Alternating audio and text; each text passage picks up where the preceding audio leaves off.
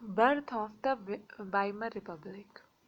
Germany, a powerful empire in the early years of the 20th century. Germany जो कि 20वीं शताब्दी में बहुत पावरफुल कंट्री थी.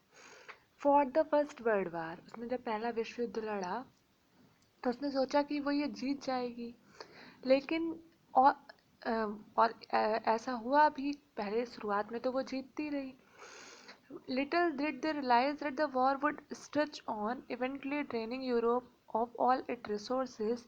Germany made initial gains by occupying France and Belgium. पहले उसने फ्रांस और बेल्जियम को जीता. However, the Allies, strengthened by the US entry in 1970, won defeating Germany and the Central Powers in November 1980. पर जैसे ही जो दूसरी तरफ पावर्स थी, एलिस पावर्स, उसमें यूएस शामिल हुआ, तब वो पावर्स बहुत ज़्यादा पावरफुल हो गई, क्योंकि यूएसए बहुत पावरफुल कंट्री थी और जर्मनी हार गई.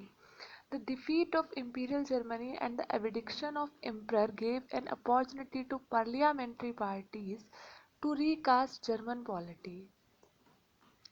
अब इससे क्या हुआ, क्या नुकसान हुआ कि अब जो जर्मनी के लोग थे, उन्होंने सोचा कि हम अब पूरे जर्मनी साम्राज्य को नए तरीके से इस यहाँ पर सिस्टम, नए तरीके से संसद काम करे, नए तरीके से साम्राज्य स्थापित किया जाए.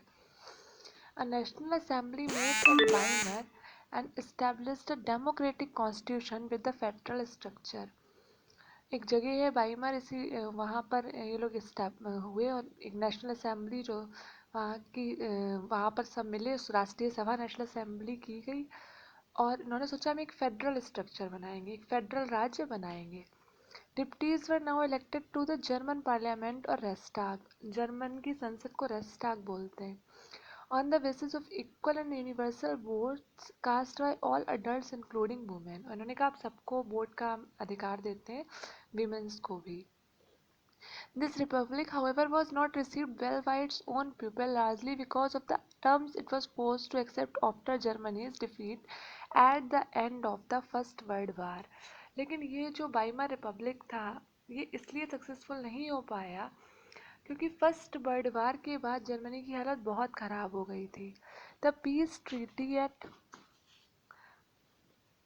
Versailles with the allies for the harsh and humiliating peace. जो वर्साई की संधि की गई थी, जो ट्रीटी की गई थी, उसमें सारा जितना भी नुकसान हुआ था युद्ध में, वो सब जर्मनी के ऊपर डाल दिया गया. Germany lost its overseas colonies. Germany ने अपनी जो कॉलोनीज थी, जिसके बहुत बड़ी बड़ी कंट्रीज पे जिसका पे राज था, वो सब खो दी.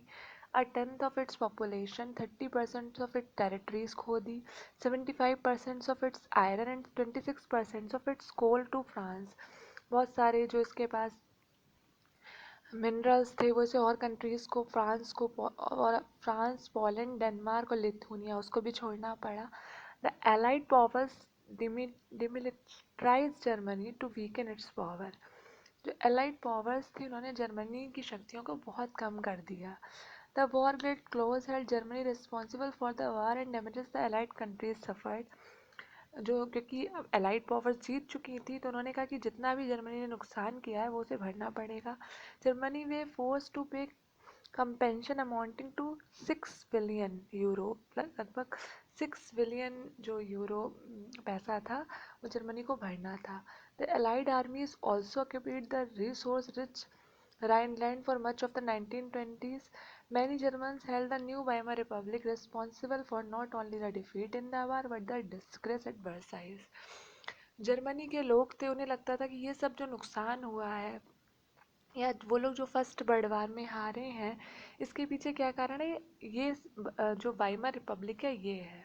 आप इस मैप में देख सकते हैं कि युद्ध से पहले जर्मनी के पास कितना हिस्सा था और युद्ध के बाद कितना हिस्सा है.